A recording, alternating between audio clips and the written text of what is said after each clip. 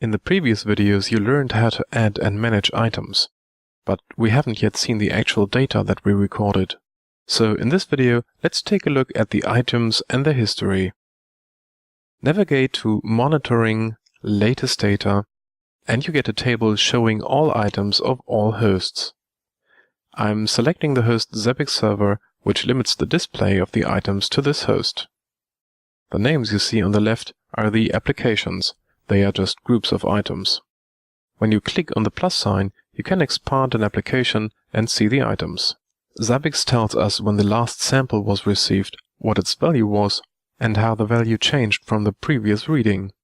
But Zabbix also stores the entire history of the item. It is hidden behind the graph link. What you see here is an ad hoc graph. Zabbix can render almost any data as a graph, but we can even see the raw values by selecting Values or 500 Latest Values. If you want to process the data outside of Zabbix, just click on the As Plain Text button and save the page from your browser. Still, the graphs are the more interesting way to look at your data. The green line designates the context switches per second, as the legend tells us. It shows us the last value, the minimum and maximum values, and the average. To be exact, the green line is the average of values at that time. You also see a yellow area around the green line that shows the minimum and maximum values at that time. On the bottom axis, we see the days. So let's take a closer look at what happened on March 10th.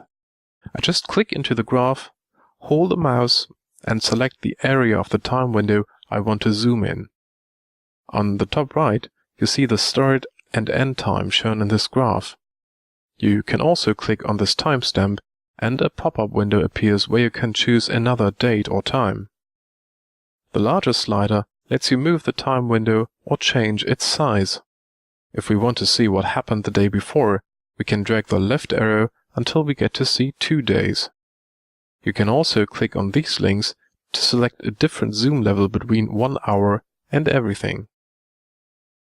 But let's examine the big spike of context switches that happened during nighttime. You can navigate through the history in steps of hours, days, and weeks using these navigation links. To go back exactly 24 hours, click on the 1D link on the left side. Apparently, this effect repeats every night. In fact, I know that this is caused by my nightly backup. If you would like to access this graph easily because you are tracking down a certain problem, click on the plus icon on the top right. It will add a bookmark to the dashboard screen, so you can access the graph quickly. That concludes this video. You saw how to access the history of items and how to read and navigate around ad hoc graphs.